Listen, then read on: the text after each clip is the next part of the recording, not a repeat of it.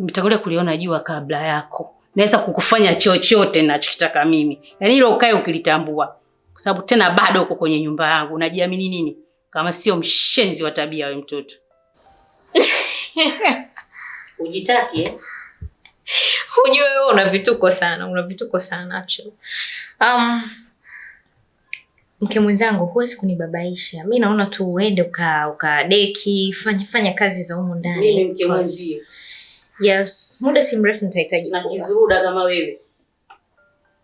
Unanuka maziwa ya mama yako. Sasa vipi kuhusu wewe ambaye unatujazia takataka humu ndani, unatupa shombo mimi na mume wangu? Wewe usiseme hivyo. Mimi nakujazia takataka wewe. Mimi nakujazia takataka wewe. Wewe ndio unakuja kutia shombo hapa na kujaza hizi katika mfuko wa lambo katika nyumba yangu. Mimi nikutie shombo wewe?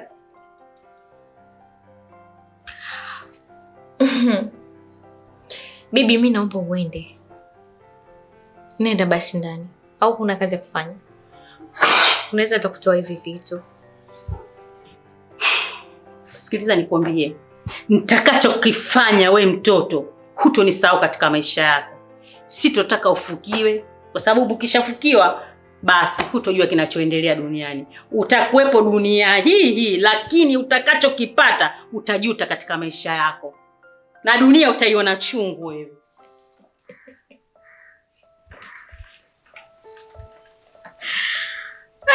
Jamani, hapana kwa kweli. Yaani mzee anamtishia kijana mwenye nguvu zake. Okay. Let's see.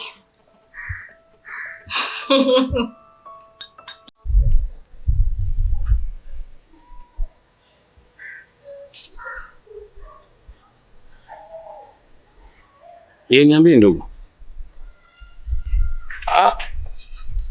Nilikuwa nakupigia sana rafiki yangu. Si nilikuwa nimesafiri. Ngoja nitakupigia.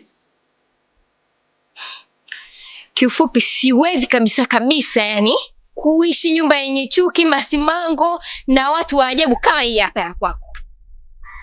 Sasa nisikilize. Naondoka mimi, naondoka mkeo humu ndani. Kuna nini tena? Mimi mkeo anatukana mimi? Mimi? Nasemaje? Siwezi kukaa nyumba ya wake wenza, siwezi. Mitala mimi siwezi. Hapa aondoke mke wako. Especially hii mimba yangu, mimi mimba yangu haihitaji vurugu kabisa. Sihitaji kabisa vurugu. Nahitaji mwanangu akuwe kwenye mazingira masafi, mazuri, yenye rutuba. Mwanangu awe na afya na vitu vingine. Siwezi kabisa mimi nyumba. Kwa naondoka mkeo, naondoka mimi. Hauna jibu. Sasa nisikilize kwa umakini sana. Nikitoa miguu yangu kwenye geti lako, ujue naenda kuianzisha kesi upya. Na itakugharimu.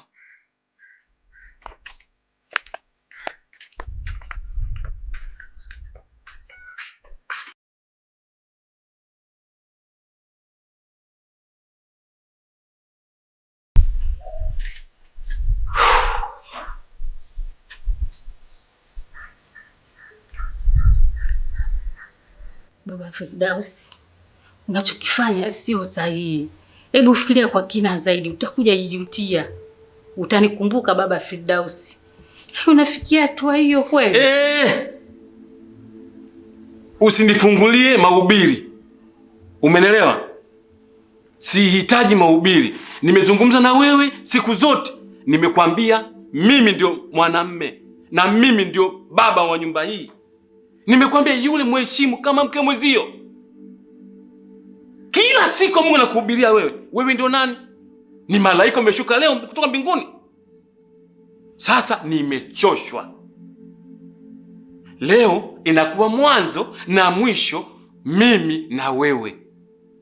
Nakupa talaka yako. Na sihitaji maongezi.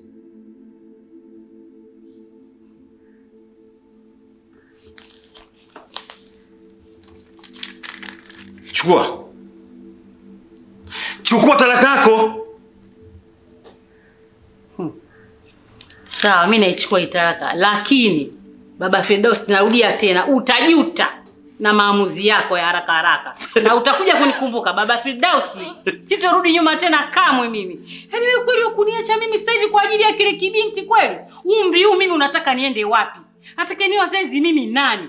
Yaani umeenda na mimi wewe. Mpaka sasa hivi umeshona nimeshakwisha wakati wangu. Ndio unaamua unidhalilishe namna hii, si ndio?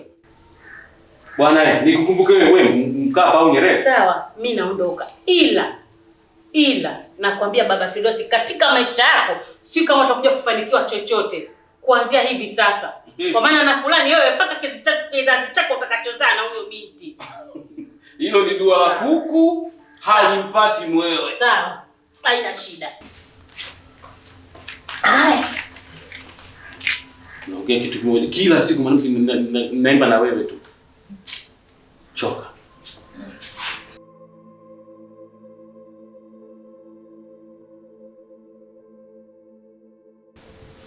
Nenda.